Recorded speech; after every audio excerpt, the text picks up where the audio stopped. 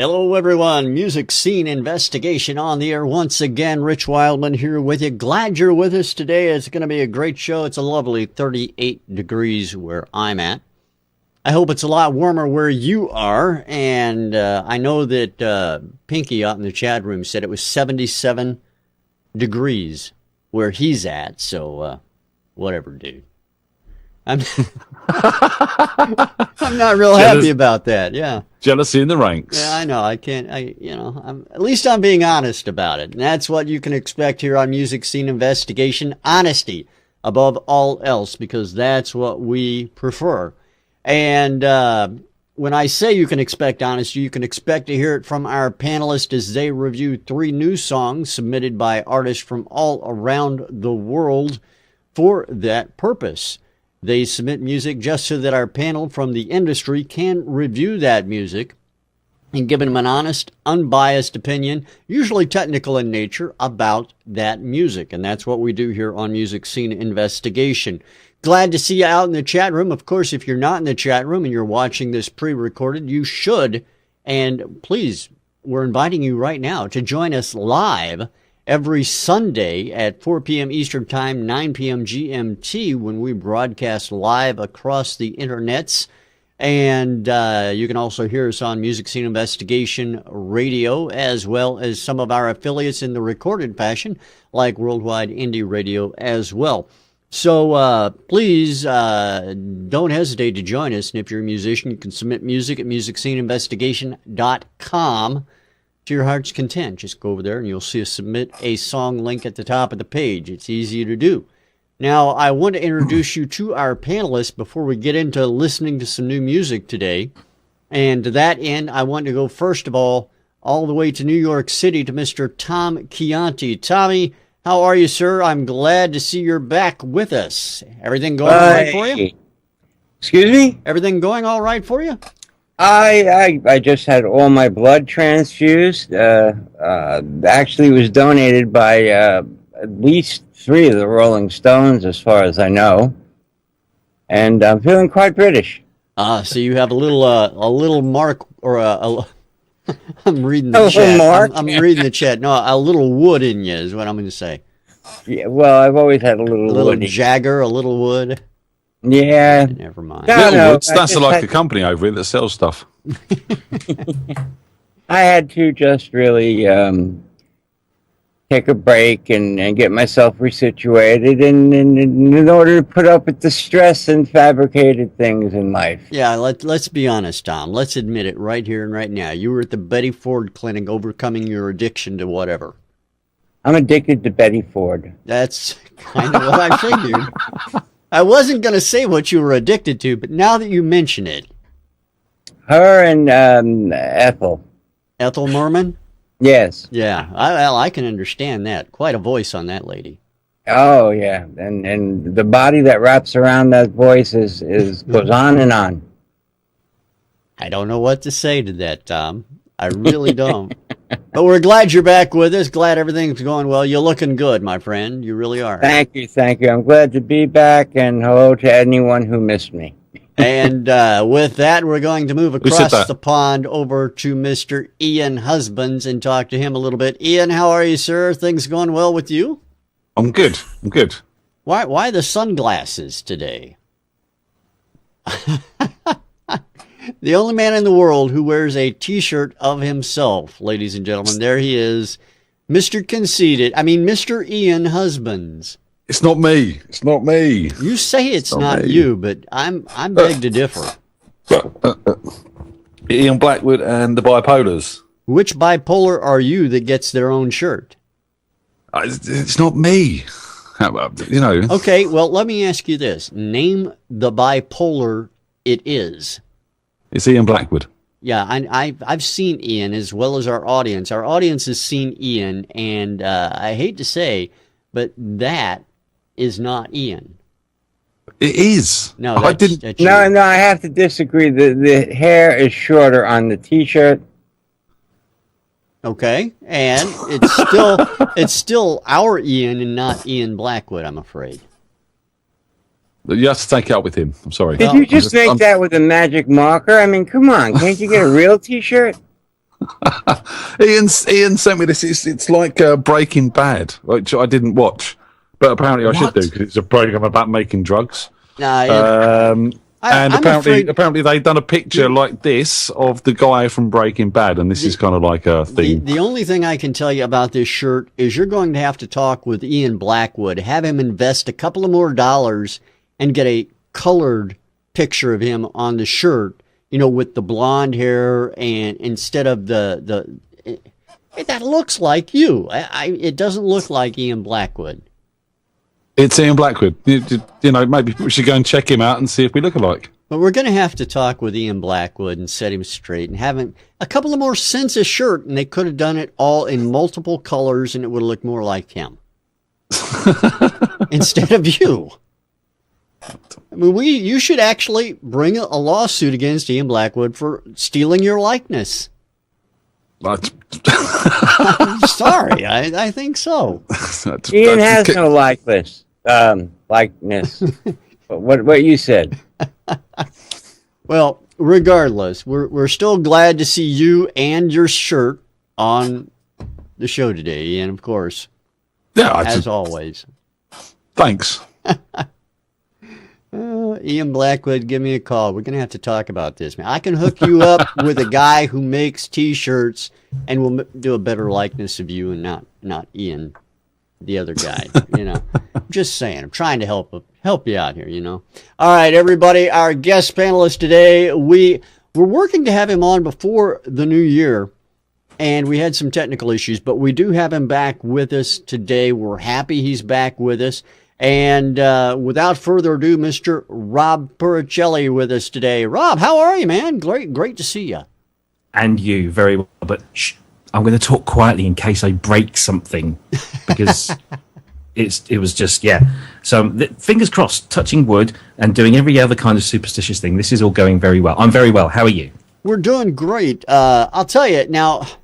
We played around, had a little fun before the show today, and you have a monster, a very temperamental monster behind you, apparently, but a monster nonetheless. And for everybody who doesn't know Rob, I got to tell you, Rob is the purveyor of failed muso, and you do a lot of work with machines like what we see behind you. And with vendors out there who bring out new machines and things like that. You consult with these guys and work with these guys. Why don't you tell us a little bit about what's behind you and what it is you do? Okay, well, this is a Fairlight Series 3. It used to belong to Ian Stanley, who was the keyboard player and producer, or part of the production team for Tears for Fears. And he went on to work with lots of other people, and this was his Fairlight.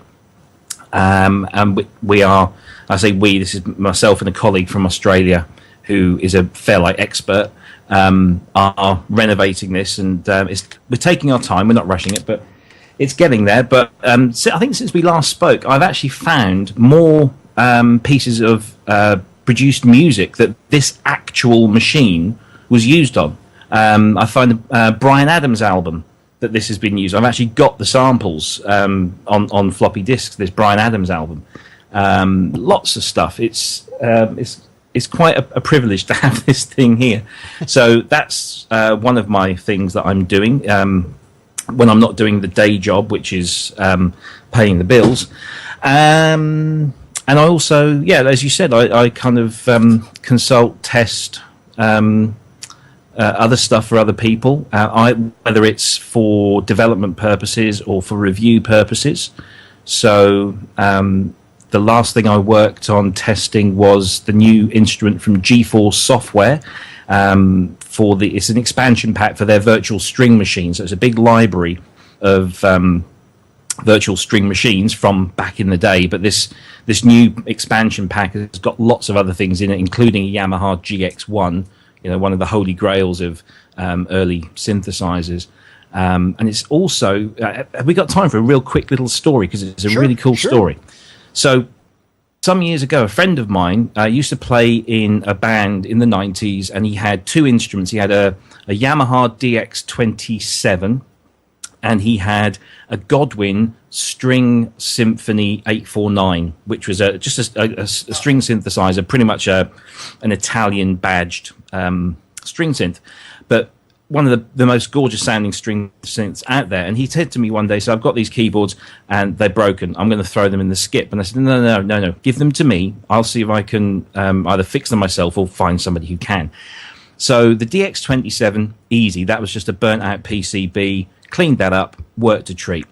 The Godwin, however, was the first kind of analog thing that I'd ever kind of looked at. And when I opened it up, it was like a spaghetti, junction. It was horrible, mess of wires and valves and all sorts. And so in the end, I gave up. And I stuck it on eBay. I sold it for 25 English pounds to a guy down the road who said that he would probably fix it. And I said, when you do, let me know, because I want to come and sample it. Right. So he said, no problem. About 6 months later, he sends me an email. He says, I gave up. I couldn't do it. I've sold it on to somebody else. And I said, who did you sell it to so I can get in touch? And he said, Gordon Reed. Now, Gordon Reed is, I don't know how well known he is outside of the UK, but he is a massive expert and restorer of all things synth-like, and is a bit of a legend. And so I was quite excited about this, and I never heard of it again. I tried to get in touch, couldn't do anything. So years go by. Dave Spears from GeForce Software gets in touch with me a few months ago, says, Rob, can you test this library? And I'm testing through it, and I find a sample pack for the Godwin string synth. And I sent Dave an email. I said, you'll never believe this. This is fantastic. I've always wanted this because I used to have one, but it got sold to Gordon Reed. And Dave Spears says, it was Gordon Reed's that we sampled. So, circle of synth life, my Godwin has gone round, and I'm now playing the samples on my own machine. How weird is that? That is bizarre. It shows you how small the world is, I guess. Yeah, bizarre but very cool, because I'm now actually hearing what this thing was supposed to sound like, and it's lush. No, that's awesome. That really is, quite a story. Now, regarding this monster, the monster behind you, I guess.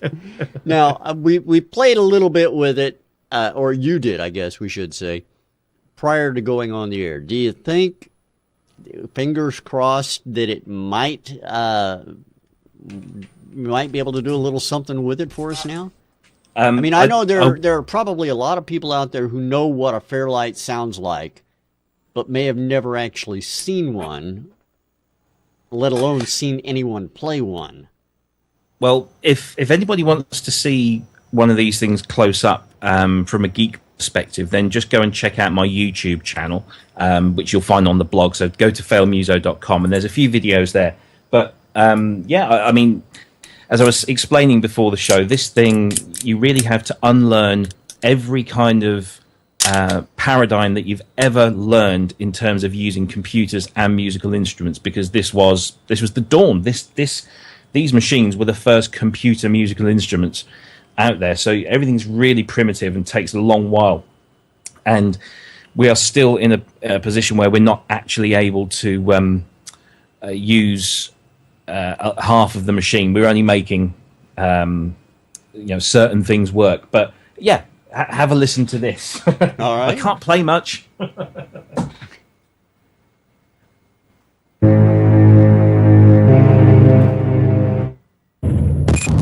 You see, it's gone. It's gone already. Ah, temperamental.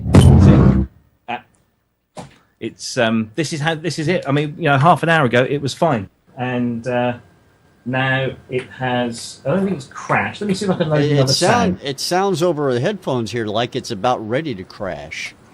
It does this. We get this thing called bit rot, and whatever's sort of stored in there gets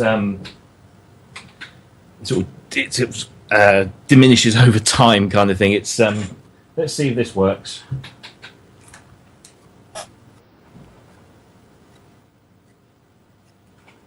Dead air.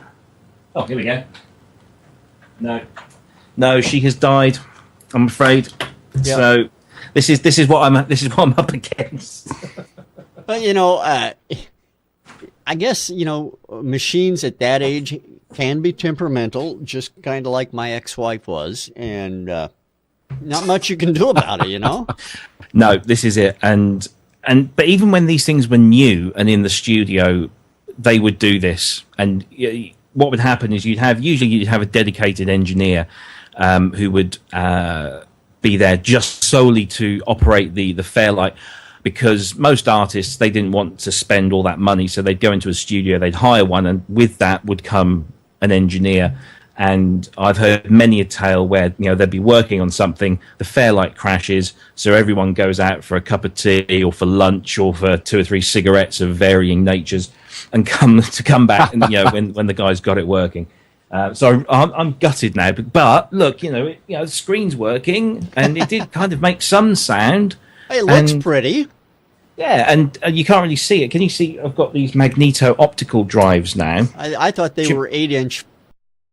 No, the 8-inch. We've got rid of the floppies. We're not going to use that. We've everything's on hard disk now. We've got a proper SCSI 3.5-inch drive in there, so it's fairly modern. But look at these. These are magneto optical discs. Very cool stuff. Very expensive. Isn't he the evil guy from the X-Men? He is. Yeah. But these are like giant zip drives or jazz drives. Do you remember them? And what are just to give everybody kind of a ballpark figure, what are the capacity of those? These ones are a gigabyte. They're half a gigabyte each side. Wow, that was they big. are like that the was old big back jazz then. guys, yeah. These were massive, yeah, and the drives themselves are like half a hundredweight. They're dense. They're really, really dense. But yeah, so we've managed to acquire over time loads of people's projects. So it's not just samples, but it's actually song files and sequence files. So we've got a whole pile of those. So we found these on like a computer recycling website, and we got these for a very good price, but I've got to ship one to Australia, and that's going to cost probably 10 times as much. Well, it's a neat project, and I think once you finish it, definitely you want to keep us up to date on it. I guess we can go to your website and find out more and keep up to date on it as well, I'm sure. Yes, and as I said earlier, the next thing that we've got to do with this, once we've sorted 2 or 3 of the cards out in the mainframe, is the musical keyboard, because that's that iconic white big keyboard. There's lots of dead keys on there, so that's got to be taken apart, stripped, and pretty much every key is going to have to either be replaced or be repaired. So that's the next one, the next job in line. But we're getting there slowly. We said we were not going to rush this one, and we'll see. And it gives me time to save up to see if I can actually, because I don't personally own this. I'm its guardian, so it gives me a chance to save up to see if I can buy it. There you go. That's half the battle right there, and wish you luck on doing that. Now, I do want to get to the business at hand today as well, which is the music that we have to review. So if you guys are ready for this, as I know our audience is, I would like to go ahead and get you guys to start, as well as me playing for everybody out there, our first song on today's music scene investigation. So I hope you're ready, because here it is. This is song number 1, everybody, on today's music scene investigation. Hope you enjoy it.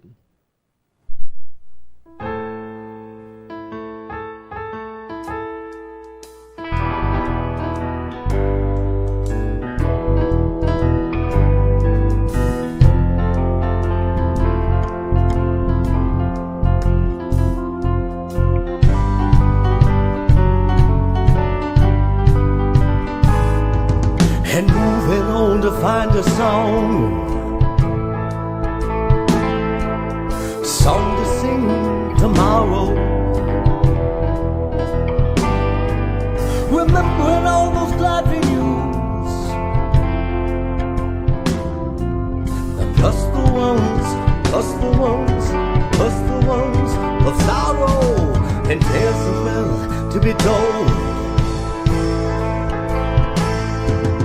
Drink while drinking's good, and life's a load that can be large. love you if I could, if I could, if I could, and driving on to find the road to drive us home. Remembering all those crazy towns, and wondering of unknowns, like why relationships went wrong. I still look for her, and always searching for a song. We're searching for a song, just dying to be heard. Not only just to see you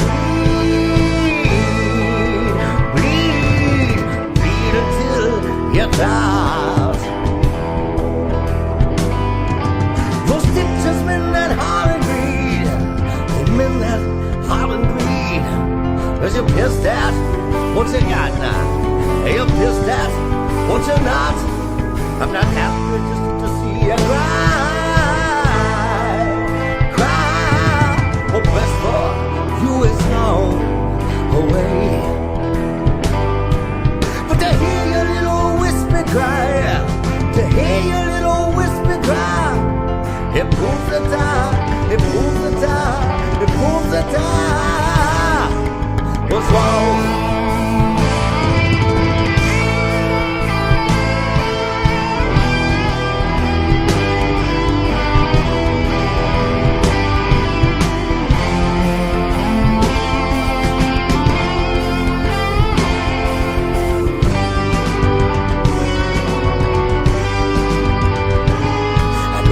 Only just to see me bleed until I rise. And forgiveness feeds the frenzy seed, like stitches mend that heart and bleed. 'Cause you're pissed out what I got now. You're still pissed out what you're not. Won't be happy till we stop and cry. That door is long away. Hear all the tears and all the cries, yeah. All the tears and all the cries of yesteryears, yesteryears, yesteryears.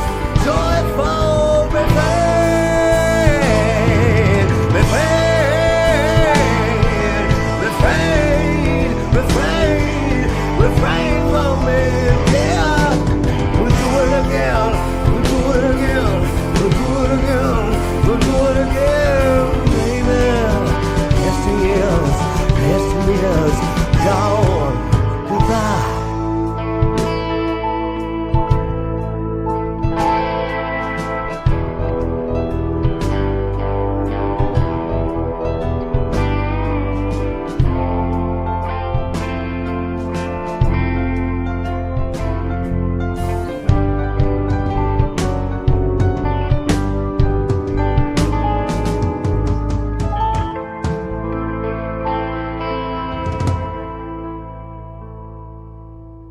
There you have song number 1 on today's show, and I gotta tell you, I don't know what the guy was saying, but he said it well, in my opinion. Let's go to Ian and find out what he thought. Ian, what do you think about song number 1? Yeah, I mean, there's a part of me saying that I should have really enjoyed this, but, you know, it was a bit too much jazz for me. You know, I know things were working, but some of the patterns the drummer was playing compared to what the bass player was doing, and then the pianist thrown in with his odd jazz bits as well, it just wasn't locking as tight as I would like to have heard it. You know, it's got that psychedelic, very loose feel about it, and you know that works for a lot of people. But I don't know, there was just places in this where I just didn't feel the instrumentation was gelling as well as it should have done. There's obviously some very accomplished players on here. The performances that put in were generally pretty good, but across the board, it was just too much to take in sometimes. You know, I think music needs to be accessible to people. And if you make it overly complicated, it makes it a hard listen for some. Now, I'm a musician myself. I appreciate the technicalities of what people can do, but it doesn't always make for a good song. Showboating and going too far can be a put-off. There's some really nice stuff going on here. As I said, the performances are good. I like the sort of tremolo guitar, the Hammond organ. The drums sounded a little bit flat to my ears. I would like to hear them a bit tighter. And where was the backing vocals? This guy is singing, again, couldn't really make out the lyrics. His vocals were set back in the mix a little bit too much for my liking. Would like them heard them a bit more forward. But he was singing with passion, but there was no backing him up. And I think, some of the changes, they needed the sort of female backing vocals coming in with the oohs and the ahs to add the drama to the track that was always already being created with the instrumentation and his passionate vocal. It really did lack in that for me. I mean, a touch long as well, because of the complicated stuff that was going on and the way I didn't feel it was gelling as well as it should. 5 minutes of this was a little bit too much for my liking. I would like to hear this condensed, knock a minute off it. And bring it a bit more accessible to people. All right. Well, that makes sense. I appreciate that, Ian. Over to Tom. Tommy, what about you? What do you think of this track? Well, I have to agree with a lot of what Ian said. My biggest thing was the guy really was, singing with a lot of emotion, and he was just set not only back in the mix, but distant in the mix. So that the drum hits were very dry and flat, like Ian said. So they popped out, and the playing interfered with the rhythm of what he was singing. There were great tom rolls, really good playing, but it was excessive. And they were like 4 jazz musicians. All right, play, and I'll sing as I make something up. And I can only say that because I really couldn't understand the lyrics. If I could hear what he was singing better, it would have added some coherency. There are big phase problems. There is a huge hole in the mix. If you put it into mono, the piano completely disappears, which wasn't a bad thing at some point. Because again, these pieces, they weren't playing along. They were all like, they all came up with great parts, and nobody sat back and just produced it and said, okay, that works, this doesn't. We're going to break here. We're going to let the vocal go through here. And the definite lack of the backing vocals, male or female, would have definitely just filled maybe some of that big hole in the mix. And it just sounded a little disjointed, and I was, distracted trying to follow it. And like Ian says, and I'm sure we'll all agree, there's great musicianship playing, but sometimes you need to, everybody takes a turn. Everybody's got to play with each other. You can't just have everybody, even jazz pieces are organized little solos, but everybody gets their part. And so when everybody plays together, they're on the same page. I got the feeling that everybody was on a different page of music at the time this was playing. All right. So play with each other, not at each other. And play nicely. All right. Rob, what do you think about this track? I liked it. I thought it was good from I enjoyed it, but the thing that was in my head, and I think the other guys have kind of inferred this, is that there was a lack of focus. And as Tom said, I think you need this is where a producer's worth is justified. You need somebody in there to say that's good, that's not good, that's staying, and that's going out. And I think with this particular track, there should have been some more of that, because when you're the artist and you're kind of producing it yourself, you think everything you do is great and you want to get it all in there. And I think that's probably what's happened here, is I think that all of this is good, and in its own respect it probably was, but as a single piece of music, maybe not. I think the vocal it was intriguing, if not entirely intelligible. But I felt that there was a flatness to the track. The drums and the vocals. I think they needed just a bit of reverb, something presence in there. So it was kind of lacking in that respect too. I mean, I've just recently been getting back into a lot of original recordings of stuff and old recordings, and I'm really a big fan of dynamics, and there didn't seem to be a huge amount of dynamics in here. It was just kind of all one level. There was nothing that was stood out. There was no peaks, there was no troughs, there was nothing really to excite me. It was a good effort, but could do better. All right, well, there you have it, the thoughts on song number 1. Song number 1 is called Yesterday, I believe. Yesteryear. I actually have it wrong in the title there. It's called Yesteryear by a group called Apollo Craven. That's Apollo Craven with Yesteryear. My apologies for getting the setting wrong in the title there. Now, gentlemen, we have 2 more songs to listen to. I want to go ahead and get to that second song on the show today. So here it is. This is song number 2 on today's hit list. Everybody enjoy it.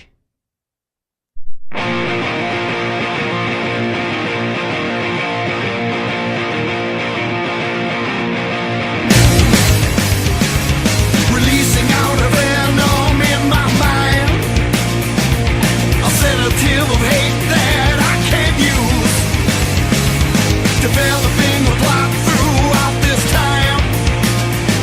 Not seeing past a greed, guess I'm the fool.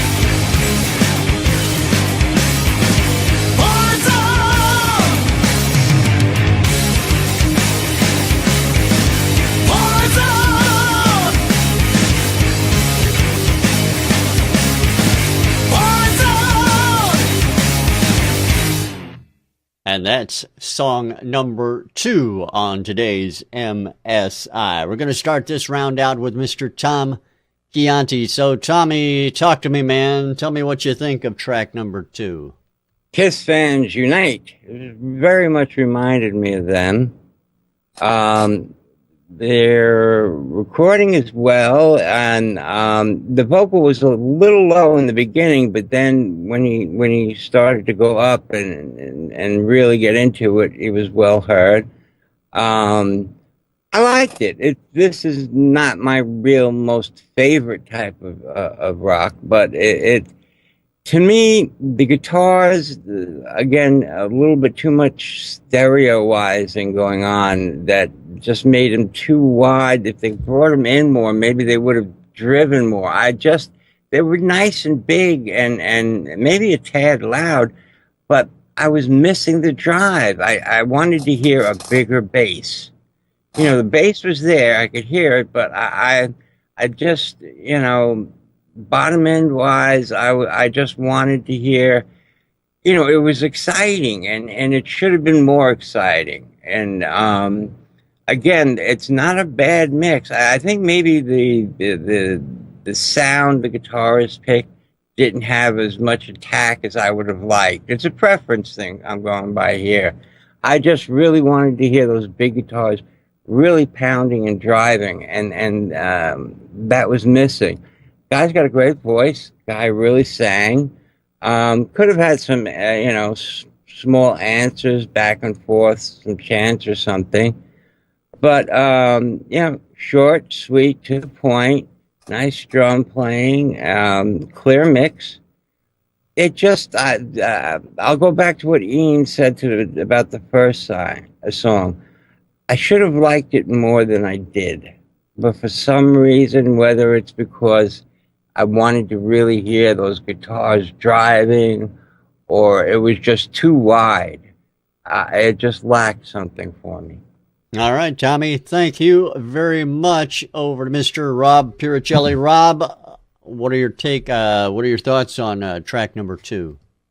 Well, I'm glad you didn't have the camera switched on while that was on, because I was properly going for it. I loved it. I really, really loved it.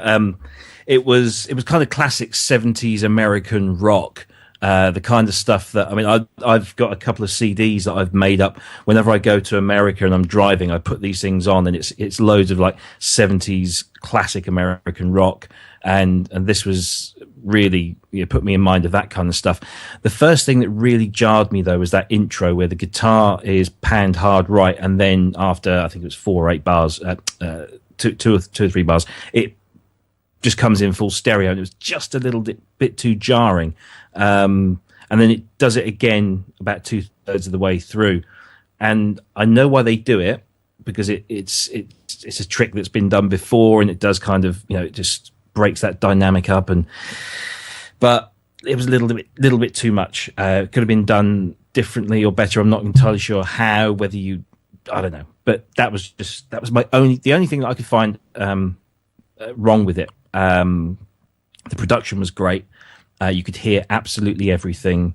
I wouldn't say that the guitars were in need of anything more. I thought they were really quite good. From a personal preference point of view, everything was there. You could hear it. It was clear. The mix was very, very, very good. It was good fun.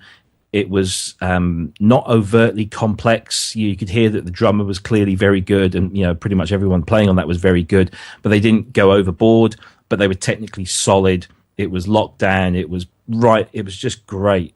I loved it. I really, really loved it.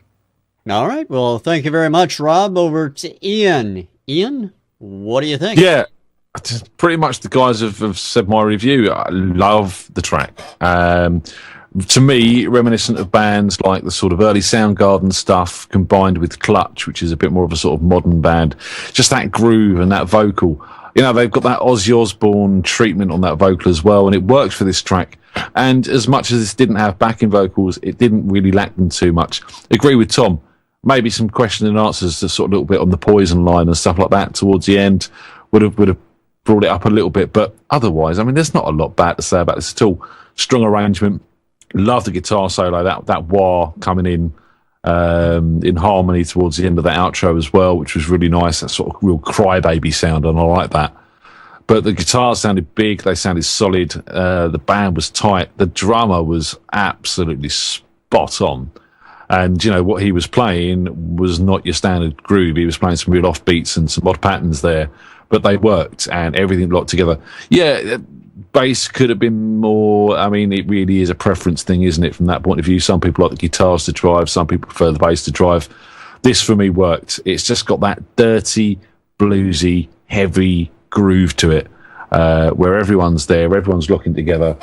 And yeah, again, the drummer was awesome. Really, really did like the drums. Even the mix of the drums and the sound of the drums, everything was just there. So, yeah, loved it. I was headbanging as well. All right. Well, there you have it. That song is called, let me bring it up here for everybody. It's called Heartless, and it's by It's by Snakehead Revival. It's like, my God, why am I've got this one wrong too. It's called Heartless. It's by Snakehead Ritual, not Revival. So, apologies and also, to them. It's only MSI. It's not a hit list like you stated before, Yeah. Song 2. See, I've got problems today. I don't know what it is. Maybe it's the Fairlight in the background there, Rob. Maybe it's throwing me.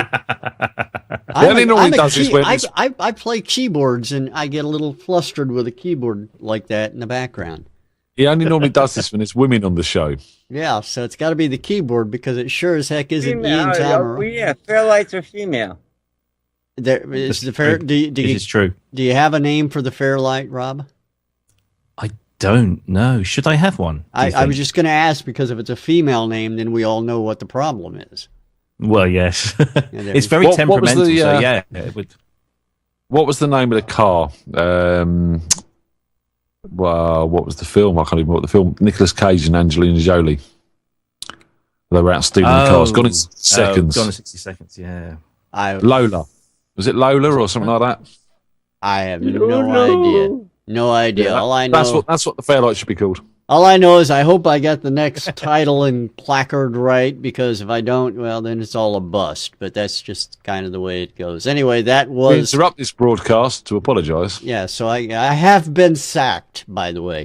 A little Monty Python humor for you there. By the way, if you want more humor than what we have to offer, you can tune in every Tuesday night at 8 p.m. at Worldwide Indie Radio, WWIRradio.com, for Twitter Tuesday Live. Those guys are a riot, and Mark and Carol, who are both in our audience right now, by the way, play nice guys. They are the host of the broadcast, bring in an indie artist every week and interview them, play their music, have a lot of great stuff going on. The thing I like best about it, of course, the dreaded Desert Island question. And we may steal that one of these days, guys. You never know. But right now, we're not going to do it. We're going to let you guys have it, because that's the kind of guys we are. As we get ready to play the last song of today's show, you guys ready for this one? Here it comes. This is song number 3 on today's Music Scene Investigation.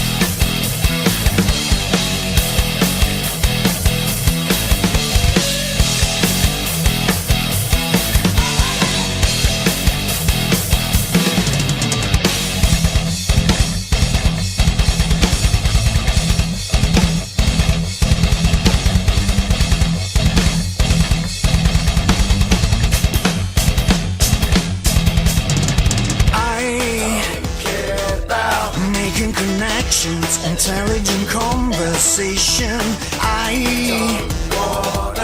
Living a light cruise down deep inside, I'm dying.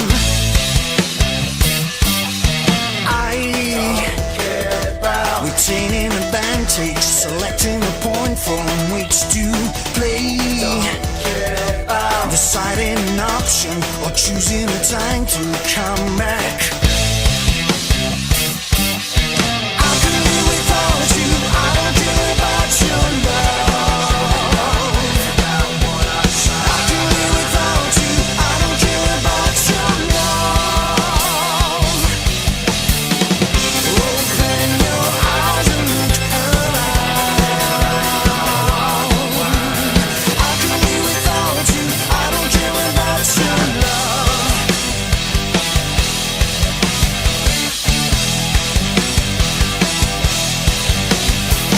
I care about having you with me. You've taken the color out of my life. Respond to the games that you're playing, the words that you're saying. I care about being alone here, left on my own. I know that you might think that it's already strange that you see the things you need about. I can live without you, I don't care about your love. I can live without you, I don't care about your love. Open your eyes and look around. I can live without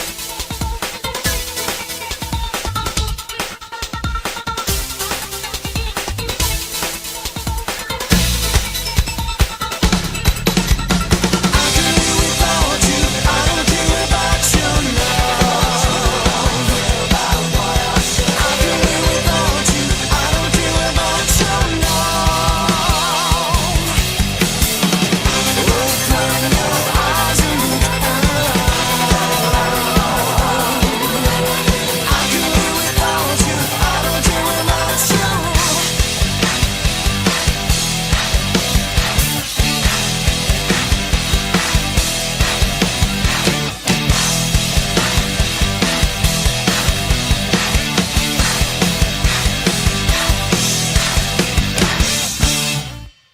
And that is song number 4 on, or number 3. I'm sorry, number 3. It just seems like it's number 4. Yeah, I know, it's terrible. Number 3 on Music Scene Investigation. Send your cards and letters to, yeah, you know where to do it. Anyway, let's go straight to Rob. Rob, what do you think about track number 3 today? Oh, it's a real. I like it. I do. I don't know what you call that kind of music. It's kind of a fusion kind of. I was going to say, I was kind of thinking of a reference point, and I was thinking Linkin Park or something like that, where they kind of fuse kind of electronic stuff with kind of hard rock, metal stuff.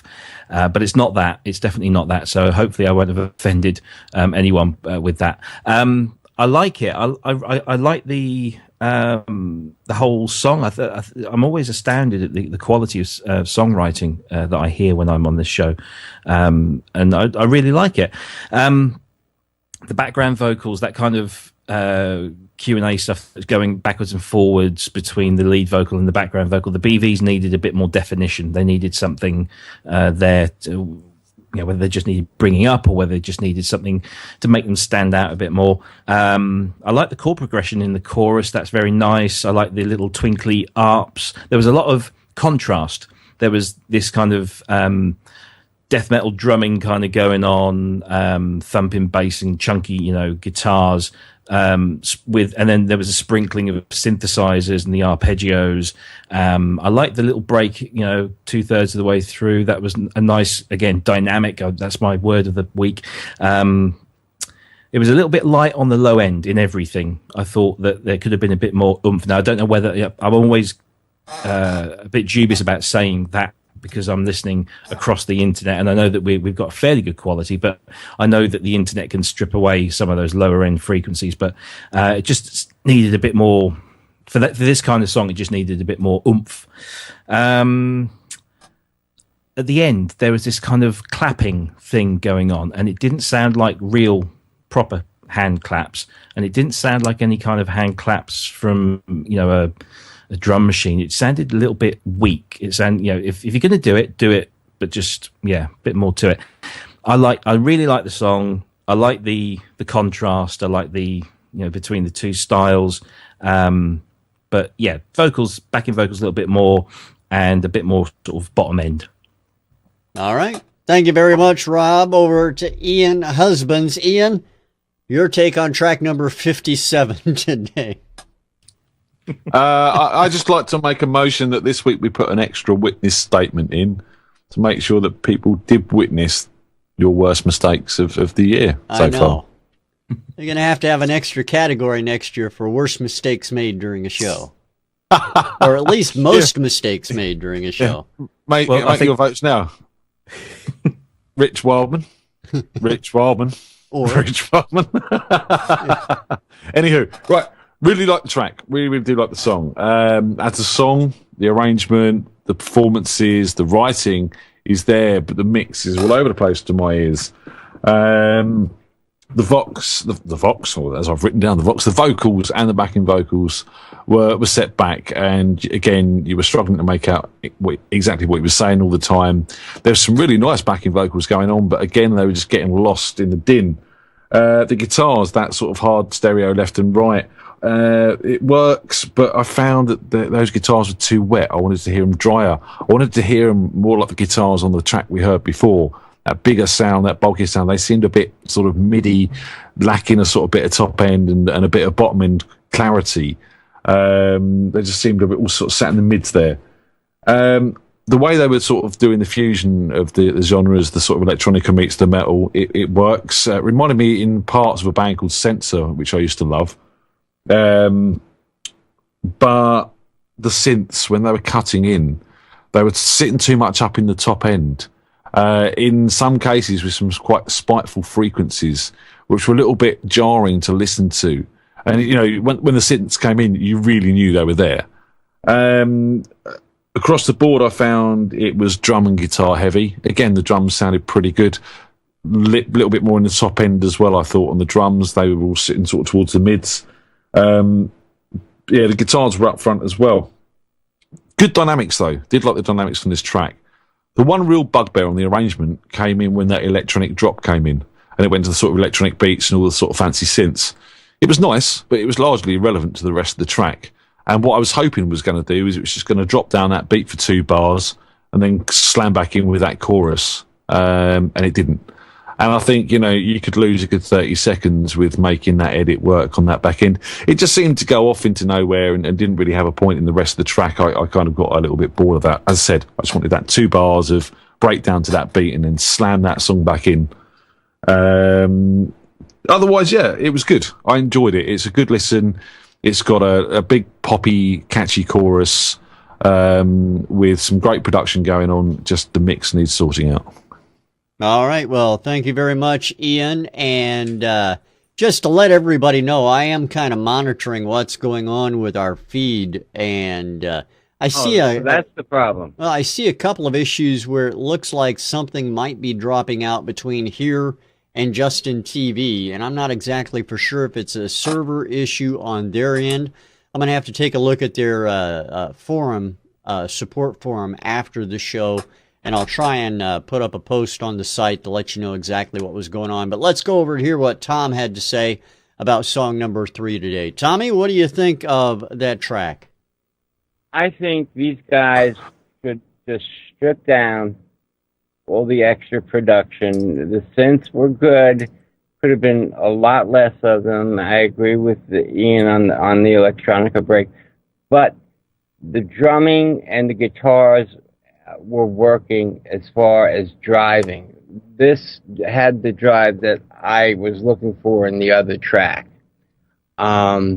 I think these guys play well enough and they write well enough that they don't need to do that overproduced thing. It's original, it's unique, and it may be the next wave coming. You know, I'm stupid. What do I know?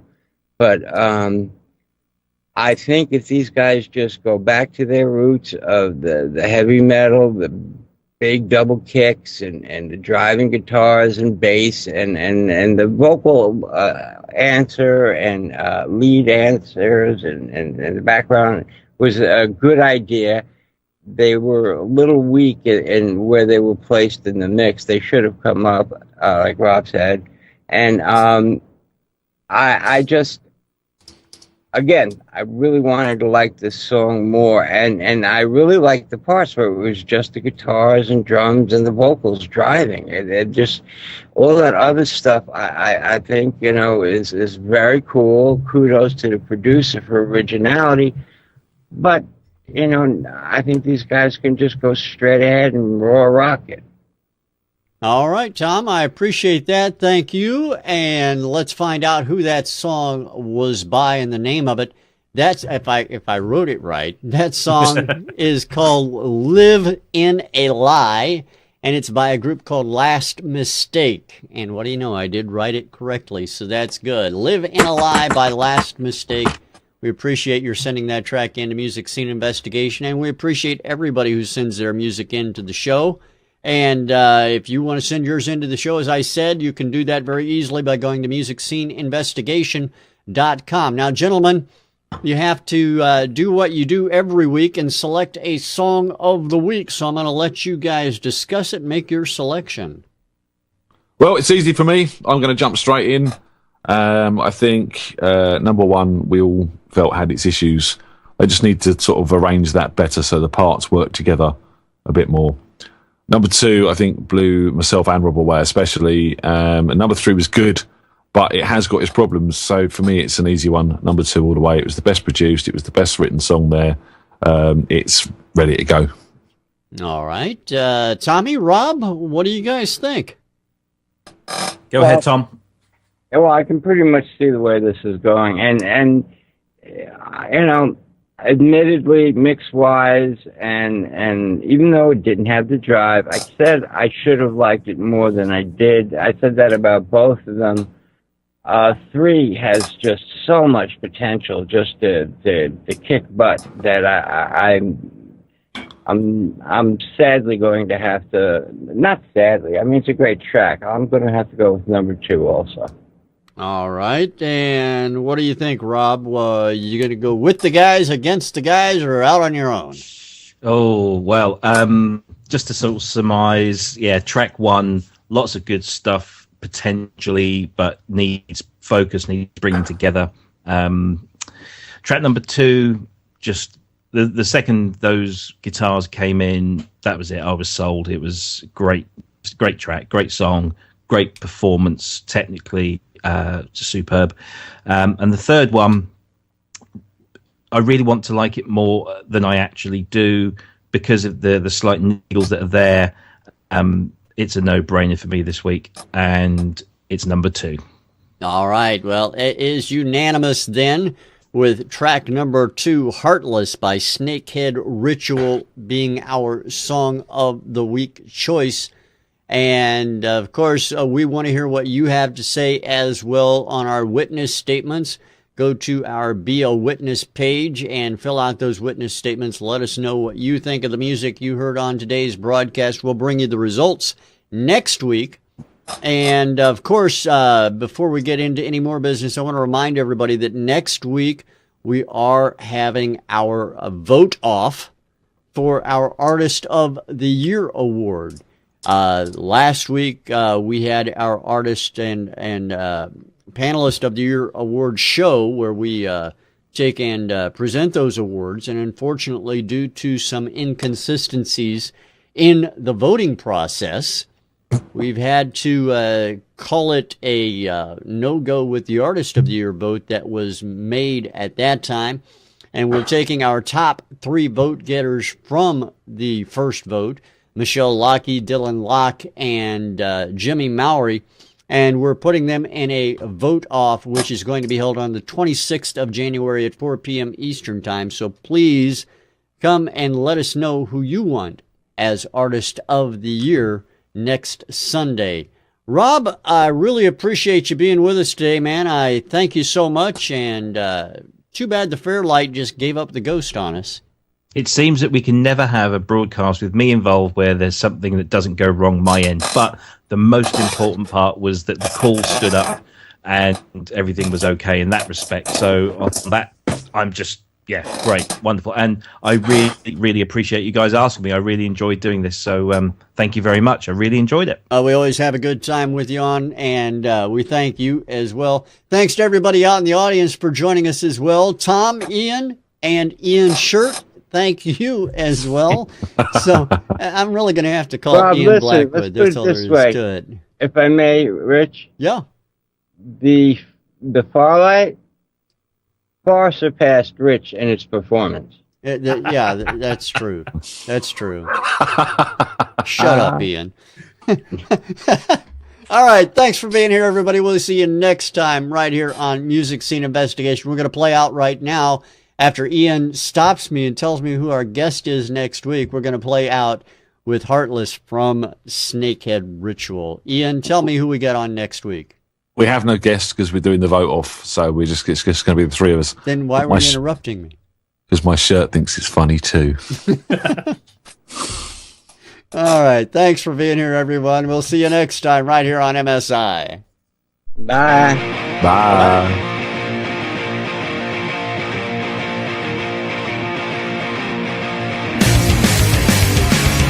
Releasing out a venom in my mind, a sedative of hate that I can't use, developing a plot throughout this time, not seeing past the greed, guess I'm the fool. She's coming down on me, and then I start